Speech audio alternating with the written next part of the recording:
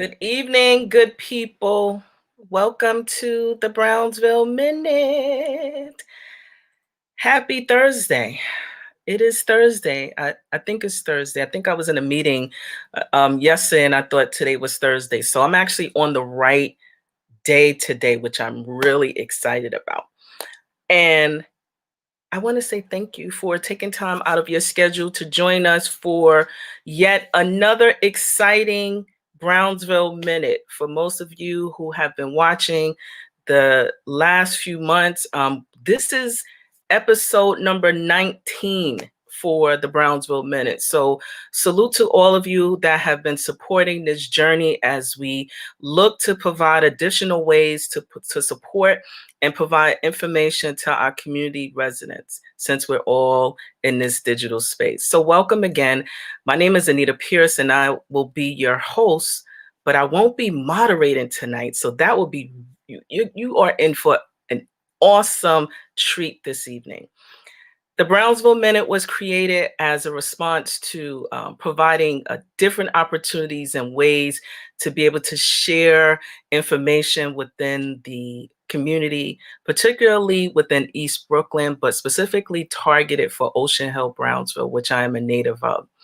And tonight, we are going to be talking about climate change and its impact within our community and on the and within the economy. So I have had the distinct good fortune to be able to support a number of young people who have the courage to be able to come to the stage tonight to be able to talk to us adults and also to unpack with a few phenomenal experts about what it really means to understand and unpack climate change. So now, I know you are not really wanting to see much of me anymore, which, I'll be back later though. But I want to take a moment to introduce our moderator for this evening. This is one of the student leaders who now has the courage to be able to talk to us all about, what climate change looks like, what our responsibilities will be as individuals who occupy this space together, and also a budding entrepreneur herself. So without further ado, I actually want to bring to the table our moderator for the evening, Miss Rashana Jackman. Hi, Rashana. Good night, all. Good night, Miss Anita. Thank you. So take it My away. name is Rashana Jackman, and I'm a current student at the College of Staten Island, and I'm also an aspiring entrepreneur. Our topic tonight will be focused on climate change and its impact on the local economy. Over the past few months, there has been a number of environmental concerns within the East Brooklyn area and Brownsville, directly related to transportation emissions, gas pipelines being built in our own backyards. There are a number of inequities that exist within communities of color, and we are seeking to discover how we can help and lend our voice through civic engagement to reduce the carbon footprint over the next few years. We have a few panelists that will help us define what climate change really consists of. Is global warming a thing or just media hype? How can policies help to frame the reduction of the carbon footprint and the impact climate change on communities of color? I would like to introduce my co-moderator for tonight, Naima, who will be helping me in introducing our wonderful panelists.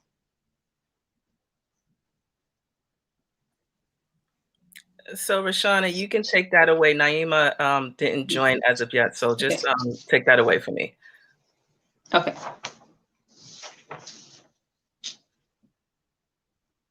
So again, thank you all for joining us tonight on this wonderful conversation on climate change. So I would like to introduce our panelists for our discussion. Anthony Guerrero, he is the Chief Real Estate and Sustainability Officer at Natural Resources Defense Council. Good night, Anthony. How are you? Good, Rashana. Thank you. Thank you for this opportunity to join you. Thank you. Our next guest is Sona Velani. is an urban policy and partnerships consultant. Hey everyone, great to meet you all. Good night, Sonam. Sonam? Am I pronouncing it correctly? Yes, Sonam, like my arm is so numb, but not spelled that way. Thank you for joining us. Thank you. Our next guest is Rebecca Isacowitz, Deputy Assistant Commissioner. Our next one is, I believe, I don't have the updated one, but it's another Claudia. Hi everyone. Hello, yeah, Claudia. my name's Claudia Vijay-Lehman. I'm stepping in for Rebecca tonight, and I'm Yes. an energy policy advisor Yes. with New York City Offices of Sustainability and Resiliency. And so happy to be here tonight. Thanks so much for having me. Thank you so much, Claudia, for introducing yourself. Thank you so much. Of course. Our next guest is Ibrahim Abdul-Matin, the author and partner at Green Squash Consultant. Hello, Abraham. Thank you so much for joining us tonight.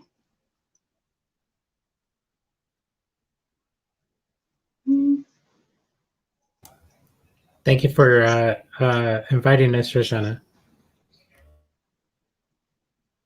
So before we begin, I would like to have each of you define the following terms. What do you guys think are, what is your definition of climate change and global warming? Anyone is open to anyone to answer. Your own definition of climate change and or global warming.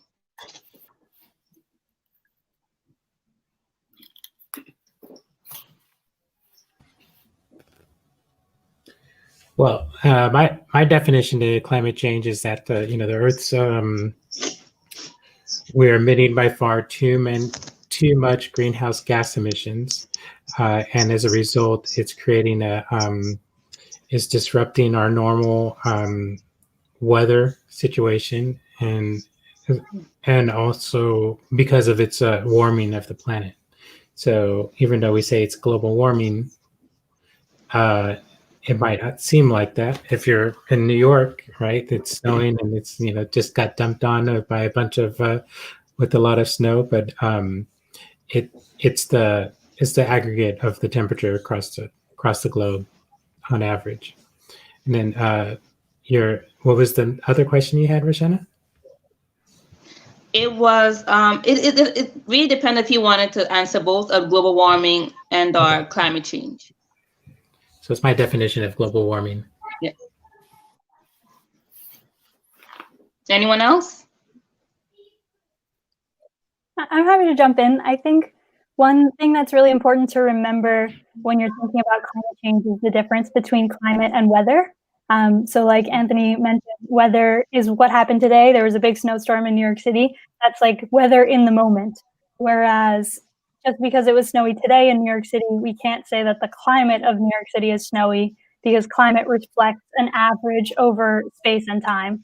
So in that same vein, climate change is the average of weather over the whole globe. And so you have something called global warming, which reflects on average the temperature of the Earth is increasing.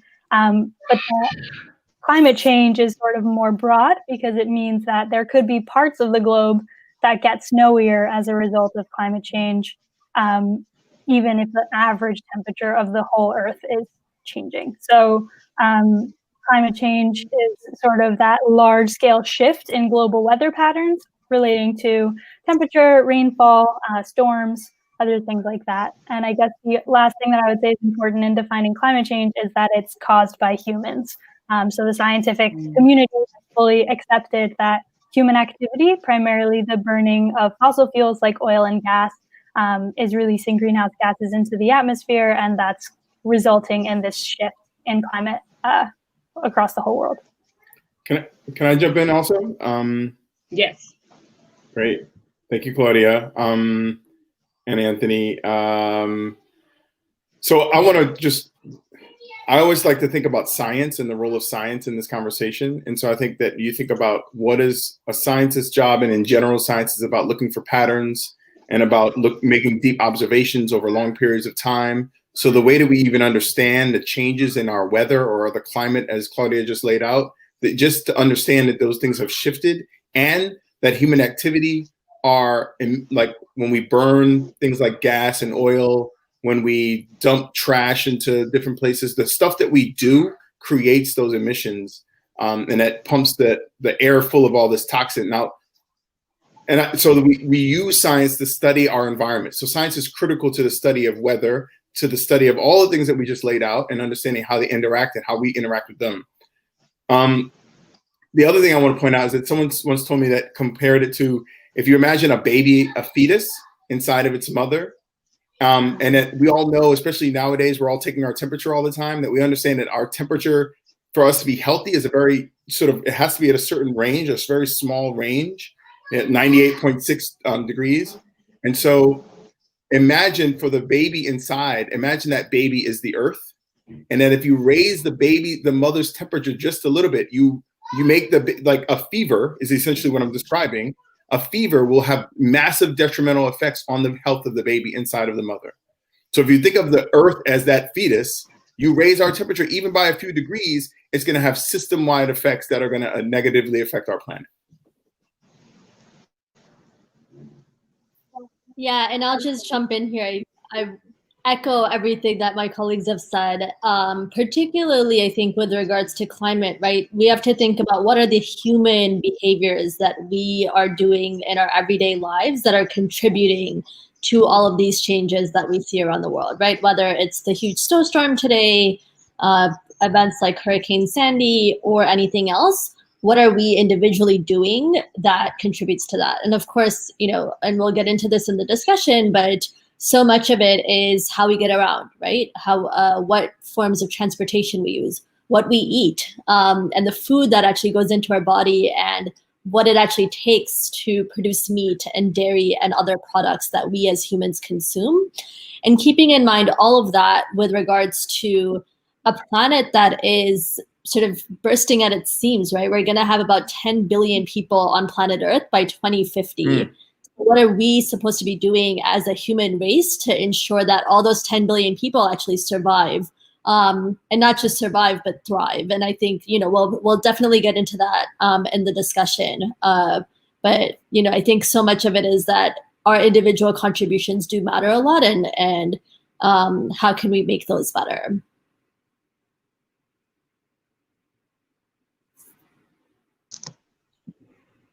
Thank you, guys. Our next question is, what is our current state of climate, particularly within communities of color?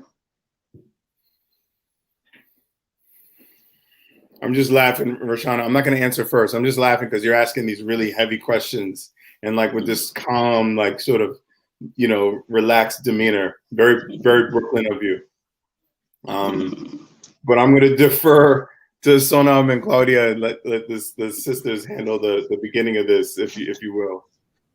Yeah, I'm happy to jump in. I used to work at City Hall for many years on climate issues and housing and economic development, right? So, and I myself actually grew up as an undocumented immigrant for about 25 years of my life, right? So from my own lived experience, I've seen so much of how a lack of investment in housing, transportation, sustainability, healthcare, and a lot of these other issues can impact the day-to-day, habits of people and ultimately upward economic mobility. I think one thing to keep in mind is that oftentimes, particularly with communities of color, there is significant disinvestment that has been built on decades and decades of institutionalized racism, and a lot of the topics that we as a country and as a city grappled with over the summer and continue to do so as COVID, pans out. Though, there is a vaccine, yay. But that I think is something that we all need to keep in mind is what are we individually doing, but also what is government doing to ensure the investment in these communities? What do I mean by that, right? It can mean anything from investing in clean energy systems, right? Microgrids in local communities that are powered by solar or wind, right? Or other sustainable forms of energy. It can mean smart urban development. So in our cities and in our neighborhoods, creating live-work communities where you don't even have to get on the train, right? Or you don't have to get into a car to get to work. Creating sustainable farming methods where we have green roofs, right? And we can grow our plants and vegetables on top of the developments that we are creating.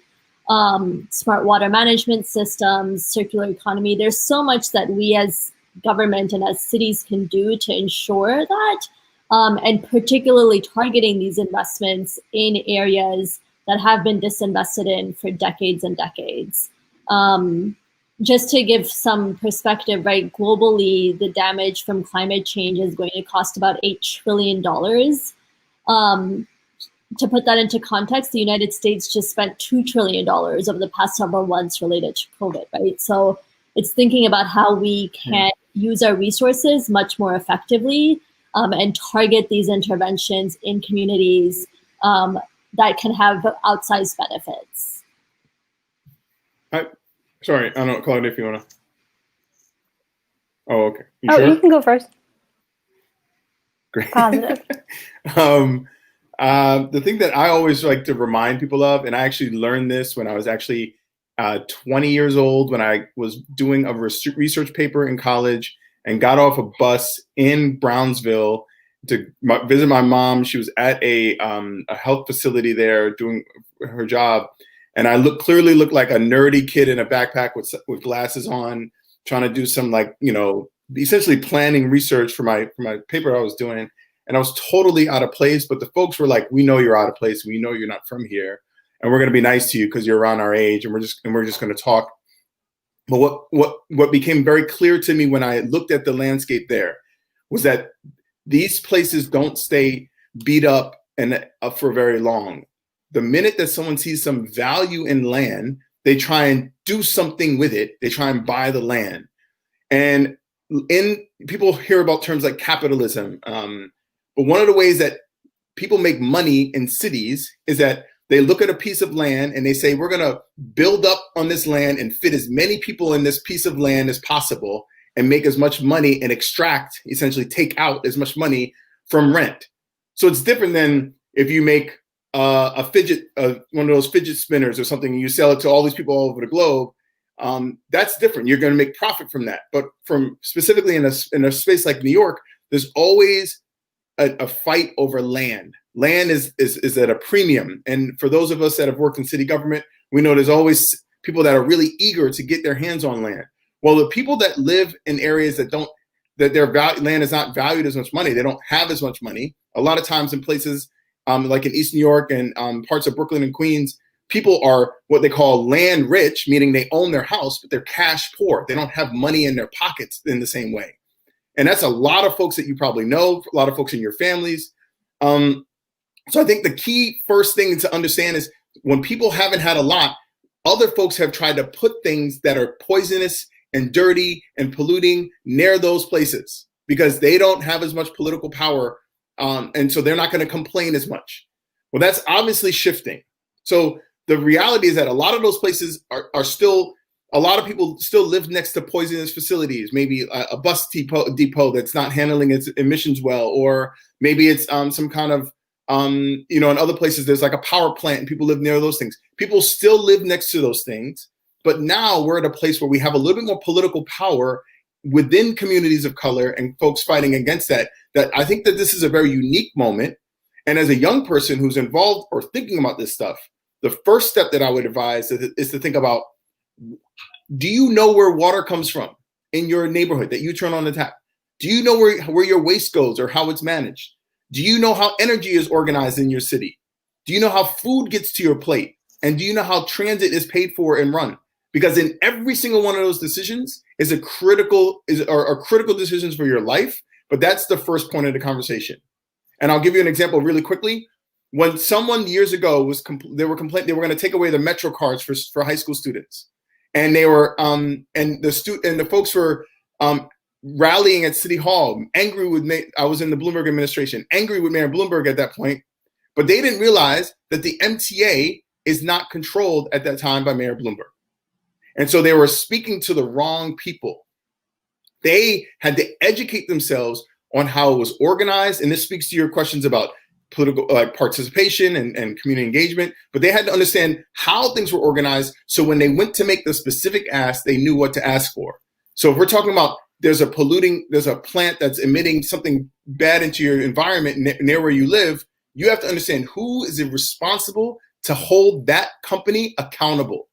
And you have to understand that as a local person, as a city resident, working for city government, we've walked in communities in like the South Bronx and other communities in Central Brooklyn that the people that run them are so knowledgeable and so serious. You'll have grandmas that just came from picking up their groceries that ask you the most technical question. That's the way y'all gotta be. Super smart, super savvy, but the fundamental is know where the water, waste, energy, food, and your transportation are managed, and you can start that conversation with yourself now to understand your relationship to those things. I think that's fantastic advice. It's definitely a bit of a maze to figure out how city government works, but it's so eye-opening once you can really appreciate how many people are involved in making sure the lights go on or making sure that there's food at the grocery store. Or making sure that there could be a job in there for you too. There you go. I guess one thing, oh, go ahead. Sorry, Claudia, I was just going to build on what Ibrahim was saying.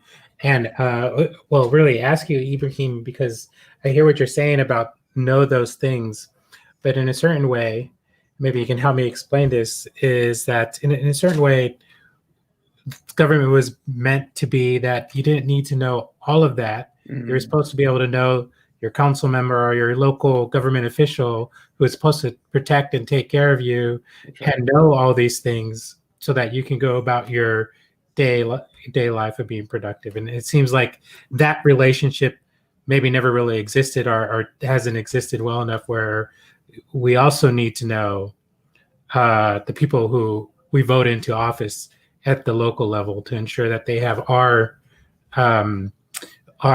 best interests in mind. You know what I mean? Like it's no, that's real talk. I'm going to just throw out that everyone, if you haven't been to a Community Board 16 meeting, you should probably go bum rush that too and figure out what committees they are on, to Anthony's point, because each one of your elected officials in Brownsville is going to be curious about what Community Board 16 thinks. And that is one of the first points of contact for how a lot of those decisions are made. But yeah, that's a great point, Anthony. You're right. When it works right, it means that you actually have some support. You actually have someone who's fighting for you in those situations.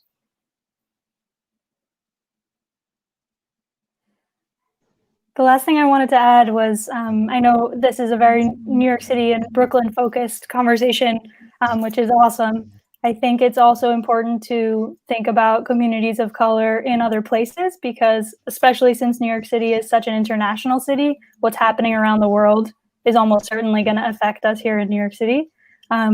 So when we think about climate change, of course, it's not a thing of the future. It's something that's happening right now, and it's hitting a lot of frontline communities, especially people who live near the ocean, low-lying communities, or in places that are subject to drought, and drought that's exacerbated by climate change. I think you froze for a second. Am I still here? Okay, great. That a lot of times climate migrants, when people are pushed out of the places that they live because of climate change, are going to end up either at the border, the southern border of the U.S., like is what's happening right now with a lot of Central American migrants that have had to flee their homes because of extreme drought. Or, for example, Puerto Rico in 2017, my family in Puerto Rico experienced the impacts of climate change firsthand with Hurricane Maria. Several of my family members' homes were destroyed. My cousin's schooling was interrupted for weeks. Not to mention, of course, the trauma of thousands of people losing their lives during the storm and in the aftermath. And then afterwards, a lot of people actually left the island, often coming to stay with relatives here in New York City. So I guess that experience was definitely one that was formative for me, and definitely refocused my attention on climate change, sort of from a scientific problem to really a justice problem, and made me really want to focus on climate justice as my career. And for anyone who's not familiar with that phrase, climate justice, it's basically acknowledging that climate change doesn't affect everyone equally, which is sort of what you implied already, Roshana, in your question. And it really does exacerbate existing social and economic inequalities. So you have low-income communities or people of color, indigenous people, LGBTQ people, often more vulnerable to the risks posed by climate impacts. And that's exactly why justice considerations around race or class or gender, or in general, just political access, just like what Ibrahim and Anthony were talking about, is so important and really needs to be at the heart of all climate action discussions and decisions.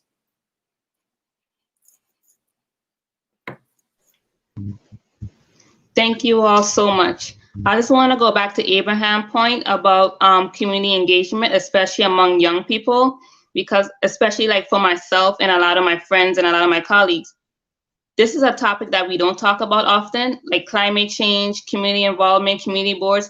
But I feel like it's something that should be talked about often, because we need to understand as young people where our resources are coming from, what resources are out there, who are funding them, and how can we participate and how can we take them.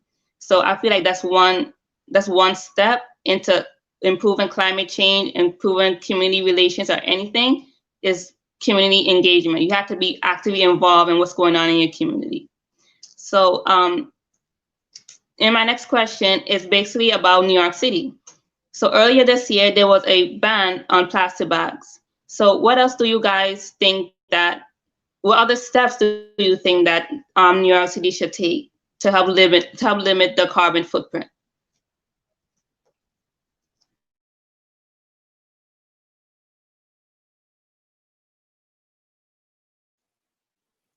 I know I just spoke, so I don't want to hog the mic. If either any of you guys want to go first. Go ahead.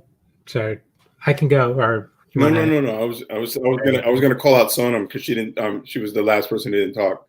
Oh, okay. Let's call out Sonam together. Absolutely. So I think one thing to recognize is that New York City, for as crazy and as complicated as it is a place where we all live, is actually doing a lot on its own, irrespective of what the federal government is doing to actually address climate change, right? And many of these initiatives started, now 15, 20 years ago under Mayor Bloomberg, and have been doubled down over the past 2 decades to ensure that we are doing our part, right? So when President Trump pulled out of the Paris Climate Accords, the very next day, New York City and a number of other cities across the country stepped in and said, we are going to do what we can to make sure that we meet these global emission standards. New York City just, I guess a year ago, just approximately, launched something called the Green New Deal. So that's about $14 billion of investments, legislation, and initiatives to ensure that we reach carbon neutrality by 2050. That includes, over 30 policies, everything from mandating energy retrofits of about 50,000 large buildings across the city, right? So commercial and residential buildings, making sure that the HVAC systems and the windows and the heating systems and all sorts of other things, the nitty gritty of what, the spaces that you live in and you go to are energy efficient, right? And can keep it cool in the summer and keep it warm in the winter without having to use too much heat or too much air conditioning, right? That's sort of the layman's term. Getting to a clean electricity fleet, right? So the city's trucks and cars and garbage trucks and all sorts of other things that make our city work, making sure that they are all electric vehicles, sending zero waste to landfills, which is a hugely ambitious target, and to do so by 2030, right? So reducing our collective waste as a city. And that comes down to everything you and I throw into the trash and recycling, but also larger systems changes, right? So the types of materials we're using to construct new buildings and putting new regulations and working with the private sector, which is part and parcel of all of this, right? To make sure that what all of us are doing is actually moving towards those 2050 goals. And I'm sure my colleagues can sort of build on a lot of that, right? But we are on our way, but we individually need to do a lot more. Yeah, I mean, I think we're on our way. I have a follow-up question. Yeah, go ahead, Roshana. I have a follow-up question. This will open for anyone. Since we're on the topic of climate change in New York City and specifically communities of color, do you think over the past decades that recycling has lost its touch? Mainly because a lot of people say that a lot of people don't care for the earth. And a lot of people just throw things anywhere and they just don't care. So do you think that recycling has lost its purpose or lost its touch over the decades? Or do you think that it's still there, but people are not doing it as they used to?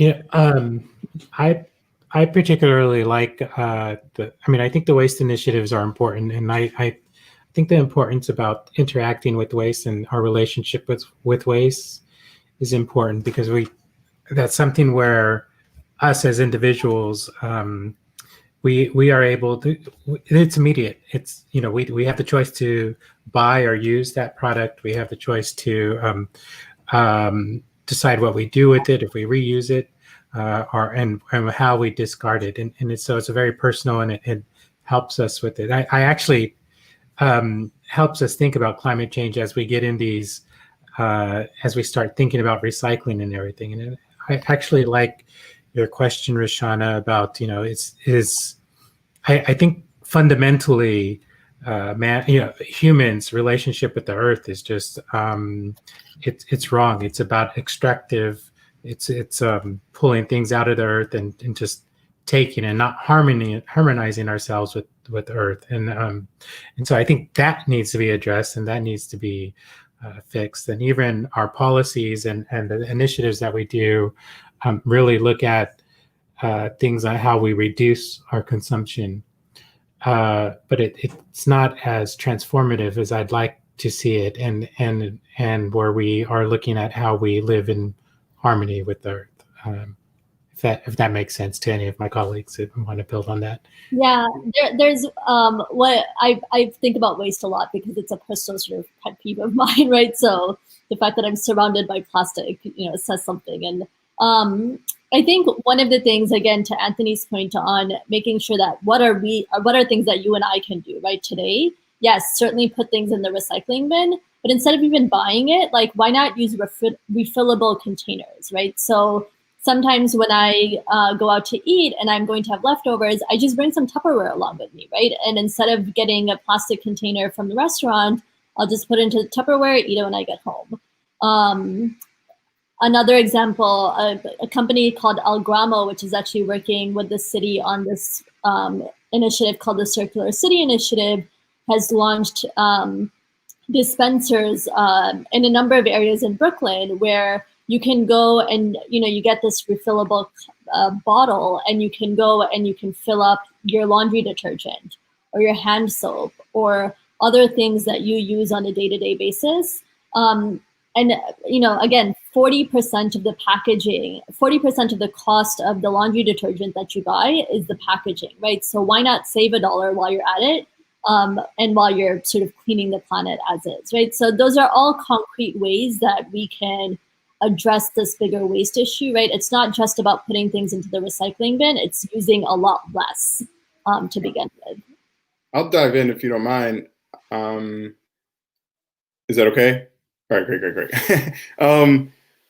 So I think the point about composting is really fascinating to me, and I'm obsessed with composting as well. One of the things that I used to tell folks is that, like, I don't actually care if you care, right? Like, the job of people who are in city government, but also the job of young people who are creating new businesses and new ideas and new innovations, like new technologies, is to create ways so that even the people who don't care make the right decision.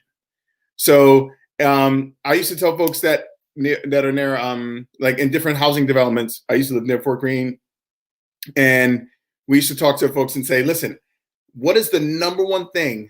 And I'm a New Yorker, like really every single New Yorker, if you haven't dealt with a roach, then you're not really a New Yorker. I don't care who you are. I don't care how rich or poor you are, you haven't. But the number one thing you can do to prevent roaches and other vermin from getting all up in your stuff is put your compost in the freezer. All your organic waste, all your stuff that's juicy and gross, put it in the freezer. And then bring it to your compost drop-off spot that's conveniently located, or should be, and will be again soon, throughout the city. So, and they're all over. So I mean, people should have other reasons for making the right decision that are not just saving the planet or not just being the most conscious, because that's not going to work. We're not going to win this situation. We have to make it just like part of the way we do business. A couple quick things that I'll mention. One is that there's going to be a whole revolution very soon, and it's starting to happen. You guys all see it around what they're calling micro-mobility. So e-bikes and e-scooters and all these different types of vehicles that are all electricity powered are going to take over. And in many ways, they're going to be a really critical part of our commuting system. They're going to bring that last mile from where you get off the train, where you have to get on the bus, to the other bus. It's going to bridge the gap there. The young folks right now need to get ahead of that and get involved in that and help make the decisions about what's happening with that.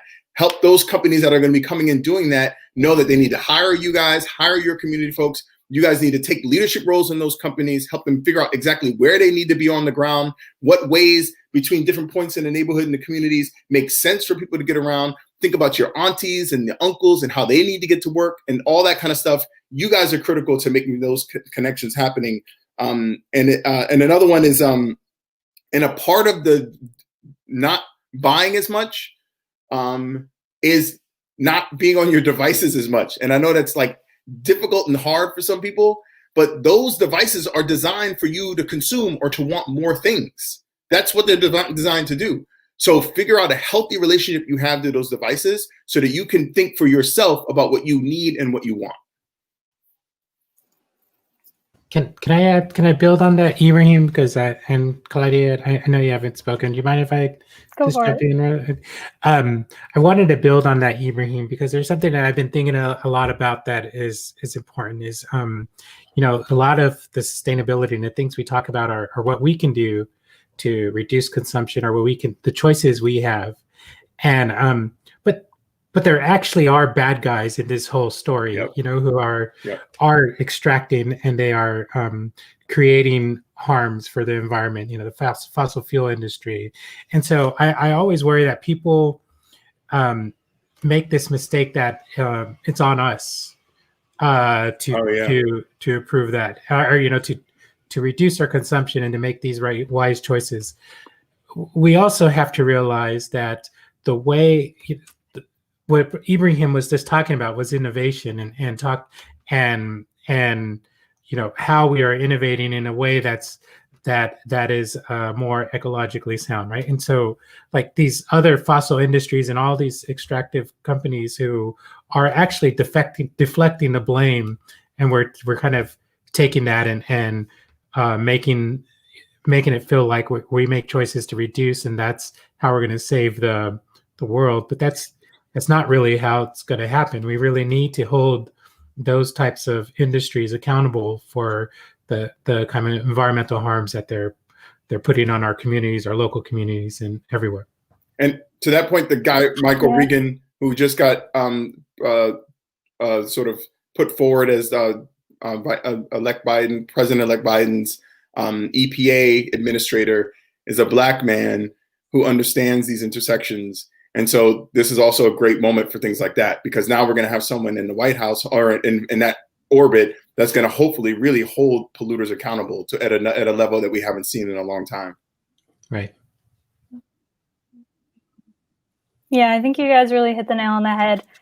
While waste is an interesting way for people to engage on a more personal level, and it can often be people's first entry point into thinking about sustainability, I think there is really an over-focus on recycling in a way that can be detrimental, because there's no way, even if you recycle every single thing perfectly, that we can ever recycle our way out of this crisis. Waste, while is important and has a lot of ecological issues, we need to, you know, curb consumption and reduce how much stuff we buy in general. I think waste is only 3 to 4% of greenhouse gas emissions of New York City.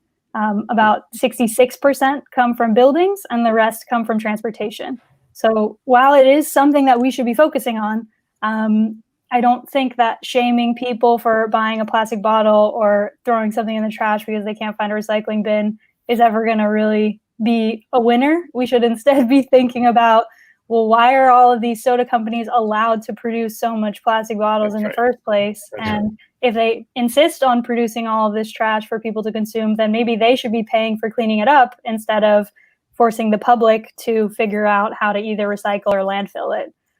So exactly like what Anthony was talking about, we need to sort of shift that focus or that burden, and really ask ourselves what systems we're a part of that are problematic, that put us in these positions where we have to be choosing what to do with a plastic bottle. Roshana, can I make one last point on that? Because there's a thing called a super fund, which is a program of the EPA, Yes. which holds polluters accountable. So like companies that for long periods of time polluted in an area, the EPA says this area is a super fund, which means it's going to take a lot of money to clean it up, like a heck of a lot of money. And one of those Superfund locations was just, they're going to pay more attention on it in Coney Island. And the reason why I mention it now is that there's a Black woman named Pamela Pettyjohn, who was one of the people who's been talking about that Superfund location and the need for that to be important for a long time, right? A long time. And I just want to throw that out there that we, like now, Pamela, to Claudia's point, now she's going to be holding those polluters accountable and continuing to do that. But now she's going to have the support, God willing, of the city government, which she's always had, but now also of the state and the federal government as well. And that's a lot more. It's like you coming to the fight with a gorilla behind you instead of a little mouse. And that's a big deal.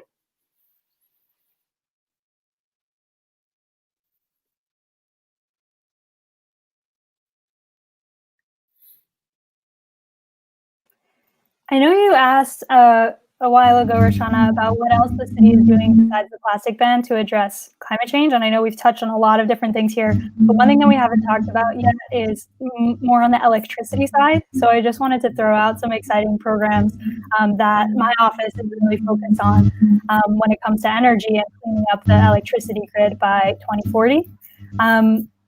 We think about our electricity consumption as sort of what we can produce within the city and then what needs to come into the city from outside. New York City uses about the same amount of electricity as the entire state of Massachusetts, but Massachusetts is 35 times bigger than New York City.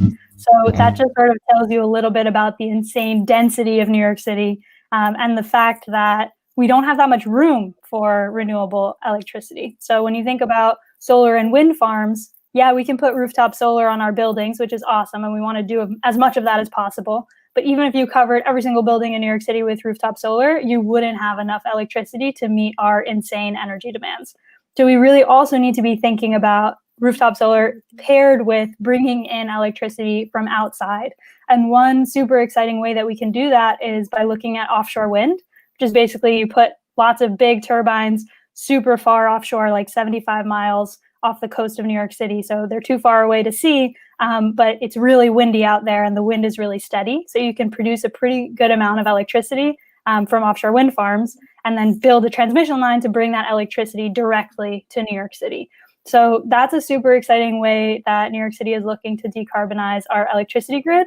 And it's especially exciting. I know this conversation was focused on climate and economics because of the really great economic opportunities that New York City can get by becoming an offshore wind hub on our coast. So, for example, EDC, the Economic Development Corporation of the city, has announced their intense interest in making the South Brooklyn Marine Terminal. So that's in Sunset Park. It's like an old industrial port that hasn't been used for a really long time, revitalizing it to make that a place where the offshore wind industry can manufacture and put together wind turbines and do other important things to make sure that we can build offshore wind off the coast of New York City. And that would bring a lot of community investment and really good jobs to a community that is low income and could benefit from that type of thing. And that's sort of when Sonam was talking earlier about the Green New Deal, is that merging of climate solutions with economic justice solutions, and really making sure that when we are putting forward or we're moving through this clean energy transition, that we're prioritizing other economic and I guess racial equity co-benefits that we can get in addition to reducing our emissions. Yeah. Can I build on that, Claudia? I wanted to say that I appreciate that. I think electrifying is extremely important. I also just want to point out and add that it's important for New York to speed up the transition from combustion.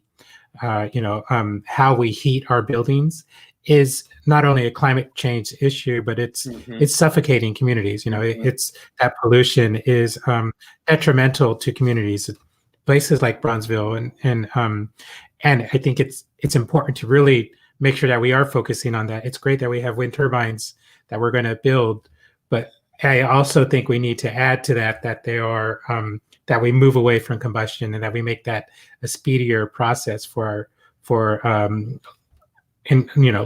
income communities. I think that's important, and I really like what the city's done with remote net metering. I'm not sure if you're aware, but NRDC created a remote net metering project, which is actually a confusing thing to talk about. But we put all of our solar panels in on top of a warehouse in the Bronx, and that production helps for our consumption of energy in a building. So I know we can't put enough on roofs, tall, small roofs, but we can also add solar in other areas where you can do community solar and stuff. And there's a benefit for doing those financing. And I appreciate that the city's thinking about that and doing that. Absolutely. Definitely a key part of the solution. So I just want to say thank you so much to Anthony, Sonam, Ibrahim, and Claudia for a wonderful night and a wonderful topic discussion on climate change. So right now we're going to transition over to Miss Anita, who have a Q&A from the audience.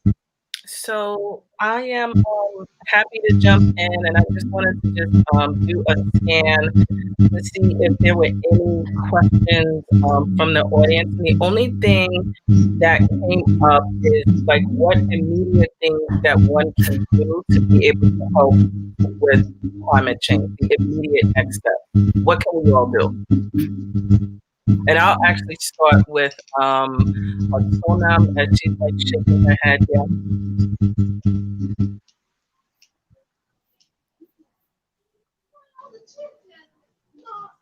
Sorry, I was on mute. So again, I think Claudia talked a little. We all talked a little bit about the waste issue. I think another immediate thing is actually what we eat. So about 25% of our global emissions actually comes from the agriculture industry, right? So that's everything from, the kale and the corn to the beef and the dairy that we consume every day.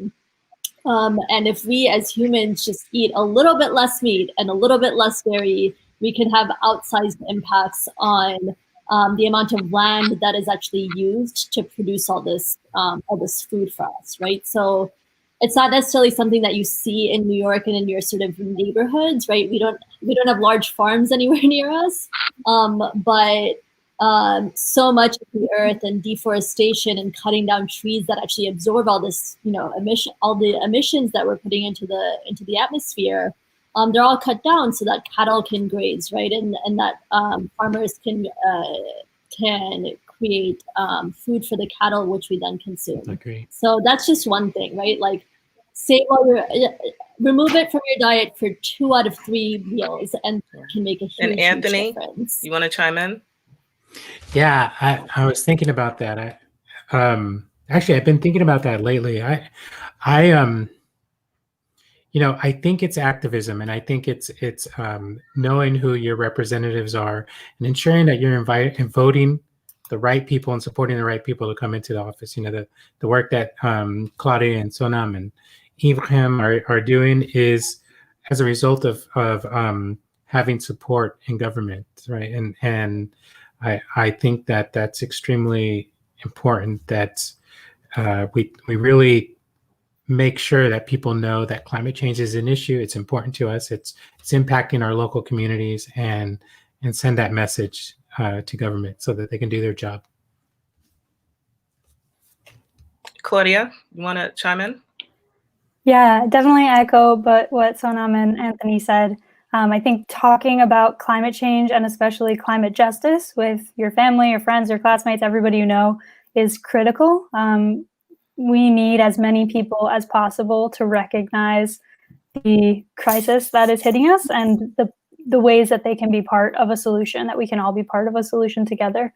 I think also as you are thinking about what you want to do with your lives and choosing your careers, think about the ways that climate change will fit into that, both in terms of its impacts on you and the way that you can contribute to a solution. Climate change is a deeply interdisciplinary problem, and that means that we need interdisciplinary solutions from all angles. So no matter what you decide to do, if you like math and physics, you could become a climate scientist or a clean energy engineer. If you really like psychology or are concerned about human rights, think about supporting migrants at the border. If you really like working with your hands, there's so many opportunities for solar panel installations or building energy managers, or like anything that you want to do. If you like politics, there's so many positions in government that we're going to need a lot of leadership in to address the climate crisis. So just think about ways in which you can fit your interests into helping be part of this global movement, because we really need as much youth leadership, and especially youth leadership of color, to be participating and pushing the solution forward. And Ibrahim, do you mind wrapping up, because I need to bring on our next guest? Yeah, no, not a problem. I think the biggest thing I always tell people is that go look at something beautiful and go be in nature. Like this can't be something that you just have conversations about or write about or talk about. Just get out into nature. Go look at the sunrise at the ocean out in Rockaway. Go get there for sunset. Be there and then feel the inhale and exhale and realize that you're connected to that and that you have to protect it.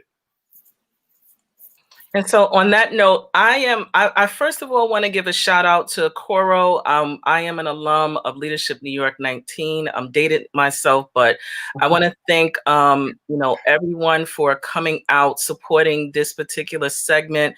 I am super grateful for your time, and I was actually taking a lot of notes and learned an immense amount of information about what I can personally do to have an overall impact on this globe that we live in. So I want to thank you all for taking time out of your schedules, and 2020, hope we never see anything like this again.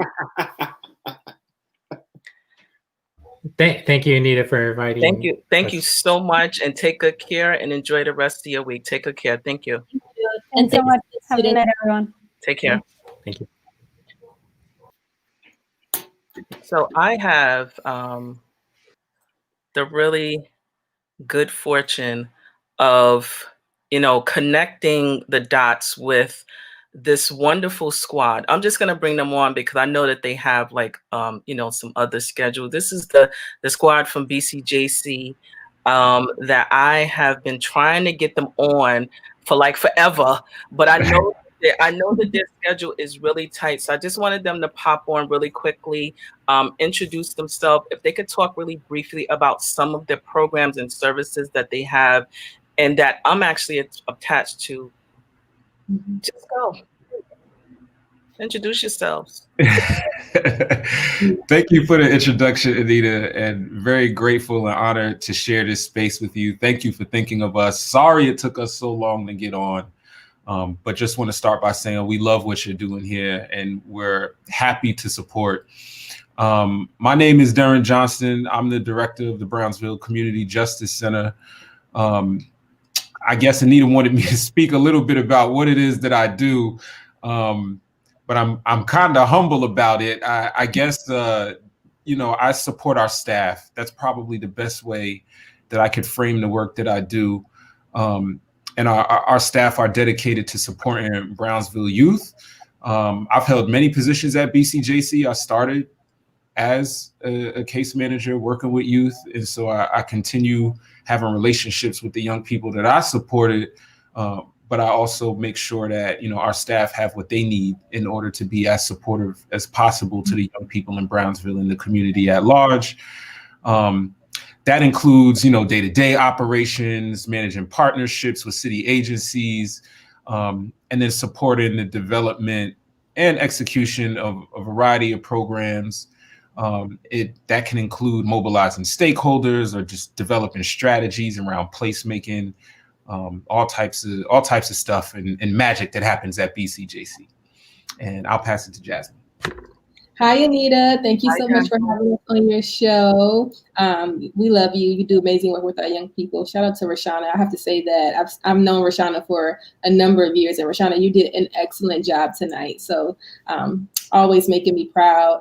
And so, yes, Jasmine, Deputy Director at the Brownsville Community Justice Center. Similar to Darren, I've been at BCJC for over 6 years, about 6.5 years now, and have held many positions as well.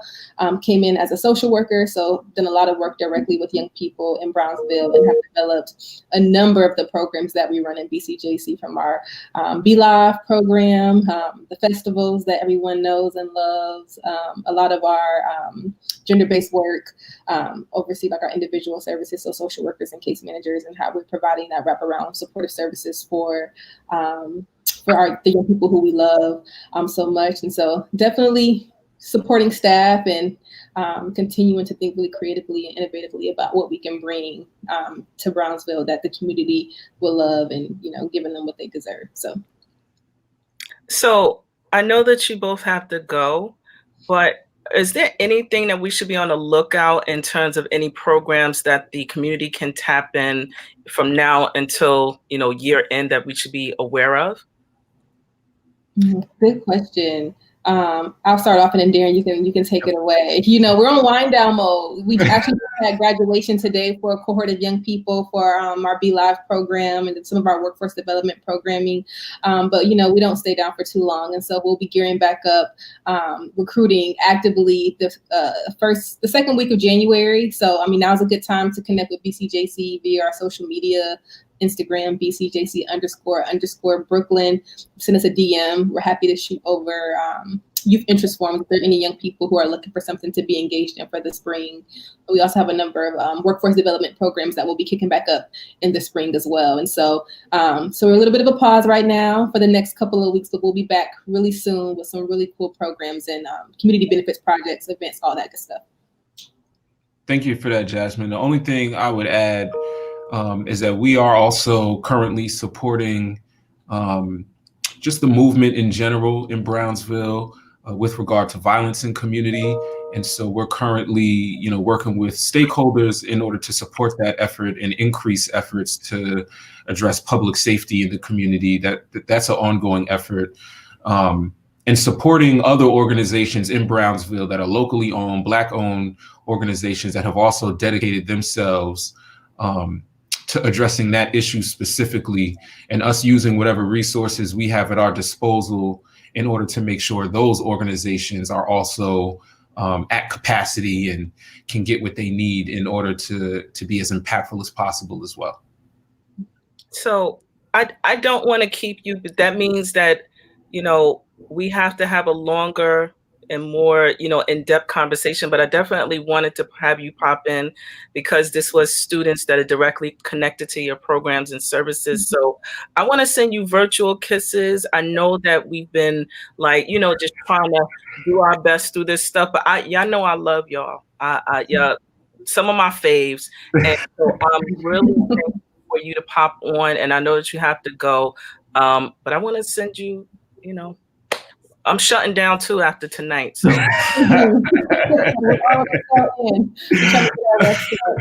but thank you, Anita. We love you. We appreciate all the hard work that you do in addition to your day-to-day work and grind in Brownsville, but supporting our young people, loving on them, creating space for them, introducing topics to them that they may not have had space to kind of flesh out. They love you so much, and we always hear about how dope you are through them. So yeah, the Mama Anita be coming through for our young people.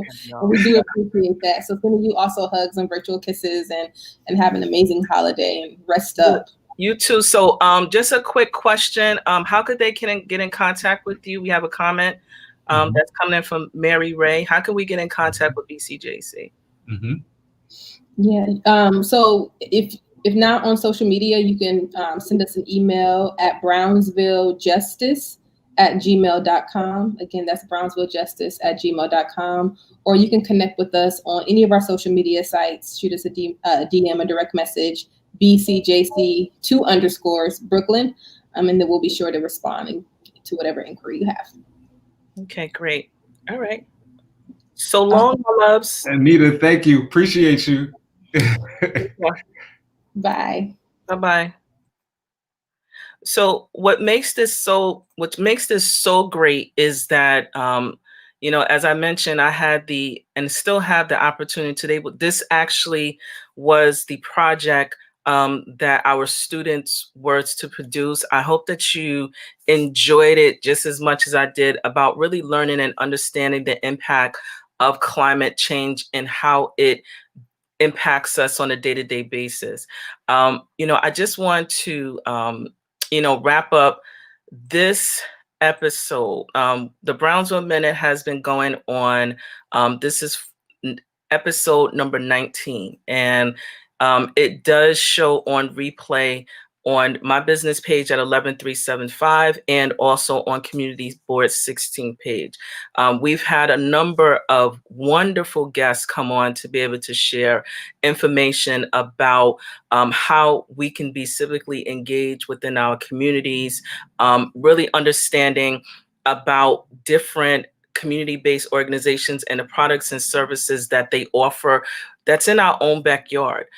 We've actually had IOBI come on, which is in our own backyard, that provided information about how we can fundraise for causes that are really important to us and concern to our overall growth within the community. We've had a number of the local elected officials come on to encourage the importance of voting, you know, how we're able to impact legislation in a variety of different ways. We've had a number of entrepreneurs come on, and we're looking to expand and do more, because we think that this platform provides an additional resource in addition to the way we communicate via email, sending out blasts to our residents, that this is another platform where we can center our conversations in love and unity, but also be able to strengthen our community narrative. That's one that is full of love, that is one full of power, and that one where we can own our narrative. Speaking of which, I just wanted to put out you know, information about a community website that has been developed over the past couple of months. You know, please check out www.brownsvillebk.org if you're looking to find out about community events. If you're looking to promote your business, this is a website that has been developed, and we are looking for input to the website. So this is an opportunity for you to be able to gather and find information there, in addition to our local community board as well. So on that note, I want to sincerely thank you all for taking time out of your time and space, one, to be able to share and open your arms to the young people who actually moderated this evening. Our panelists, I am super grateful. Again, I mentioned I'm a member of Leadership New York through Guerrero, and I tapped into that network, and it's been a pure joy to be able to utilize the resources and individuals to be able to come out and support the topic of climate change. Finally, I want to take a moment because this is the last episode for 2020. I am, and we are all in need of just, you know, some quiet time. 2020 has been something amazing, but something that, you know, we all, when we sit back and look at it, we want to, you know, recognize that, you know, there are times and space of gratitude, and this is one of them. Because I know that during this time, there have been a number of people who have transitioned in 2020, and it has taken us all, you know, it's been really hard. And so I want to take a moment, while we're still here, just to honor those who have transitioned during 2020, and just take a really brief moment of silence, because we want to let them know what we will continue to honor and to move this work forward. So just a brief moment of silence.